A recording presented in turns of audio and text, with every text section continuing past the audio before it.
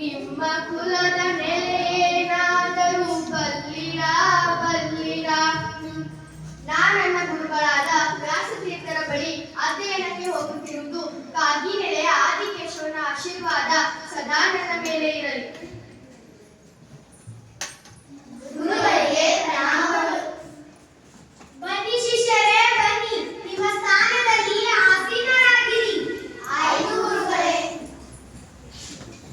ಎಲ್ಲರೂ ಜ್ಞಾನಬದ್ಧರಾಗಿ ಕುಳಿತುಕೊಳ್ಳಿ.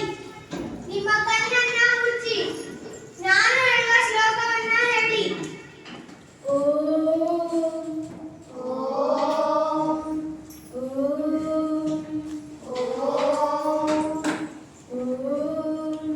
ಓಂ.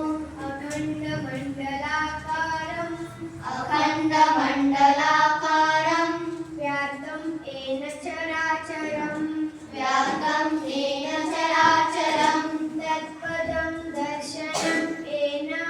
ತತ್ಪದಂ ದರ್ಶನಂ ಏನ ತಸ್ಮೈ ಶ್ರೀ ಗುರುವೇ ನಮಃ. ನಿಮ್ಮ ಕೈಗಳನ್ನು ಉಜ್ಜಿ ನಿಮ್ಮ ಕಣ್ಣಿಗೆ ಒತ್ತಿಕೊಳ್ಳಿ ಹಾಗೂ ನಿಧಾನವಾಗಿ ನಿಮ್ಮ ಕಣ್ಣನ್ನ ತೆಗೆಯಿರಿ. ಎಲ್ಲರೂ ಕ್ಷೇಮವೇ? ಕ್ಷೇಮ ಗುರುಗಳೇ. ತಾವು? ನಾನು ಕೂಡ ಕ್ಷೇಮವಾಗಿದ್ದೇನೆ. ನಿನ್ನೆ ಹೇಳಿದ ಅಭ್ಯಾಸ ಎಲ್ಲರಿಗೂ ನೆನಪಿದೆಯೇ? ಹೌದು ಗುರುಗಳೇ, ನೆನಪಿದೆ. ಬರುವಾಗ ಎಲ್ಲರೂ ದೇವರ ದರ್ಶನ ಮಾಡಿಕೊಂಡು ಬಂದಿದ್ದೀರಾ? ಬಂದಿದ್ದೇವೆ ಗುರುಗಳೇ. ನೀ ಹೇಳು ಶಿಷ್ಯ, ಆ ದೇವರು ಎಲ್ಲಿದ್ದಾನೆ ಅಂತ? ಗುರುಗಳೇ, ಆ ದೇವರು ನಮ್ಮ ಮನೆಯ ಜಗಲಿ ಮೇಲೆ ಇದ್ದಾನೆ. ಹೌದಾ ಶಿಷ್ಯ? ಕುಳಿತುಕೋ. ನೀ ಹೇಳು ಶಿಷ್ಯ, ಆ ದೇವರು ಎಲ್ಲಿದ್ದಾನೆ ಅಂತ?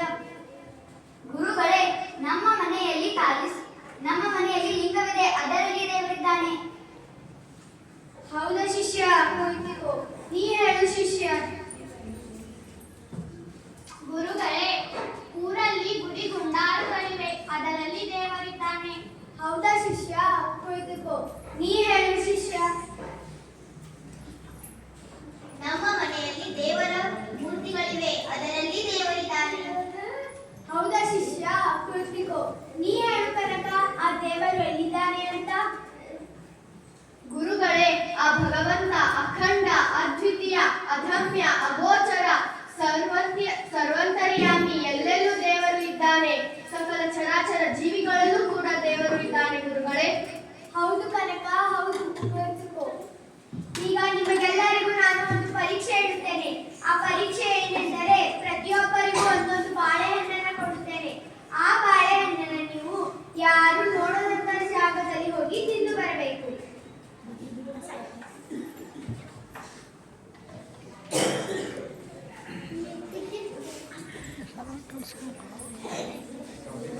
ತಿನ್ಬೇಕಾ?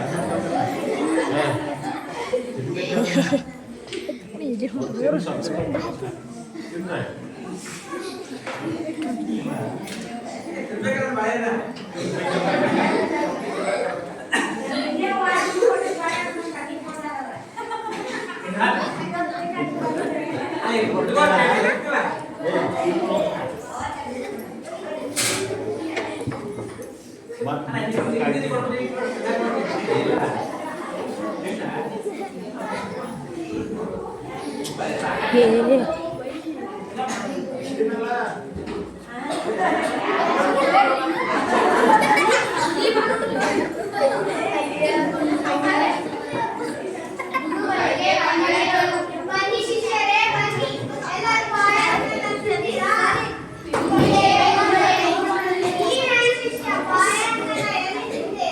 ಅಲ್ಲಿ ಒಂದು ಮರವಿತ್ತು. ಅಲ್ಲಿ ಯಾರೂ ಇರಲಿಲ್ಲ.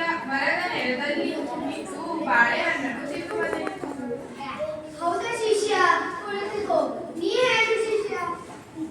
ಗುರುಗಳೇ, ಅಲ್ಲಿ ಒಂದು ಖಾಲಿ ಗುಡಿಸಲಿತ್ತು, ಅಲ್ಲಿ ಯಾರೂ ಕಾಣಲಿಲ್ಲ. ಅಲ್ಲಿ ಹೋಗಿ ನಾನು ಬಾಳೆಹಣ್ಣನ್ನು ತಿಂದೆ. ಹೌದಾ ಶಿಷ್ಯ? ಕುಳಿತುಕೋ. ನೀ ಹೇಳು ಶಿಷ್ಯ.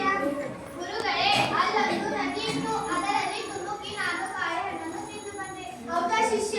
ಕುಳಿತುಕೋ. ನೀ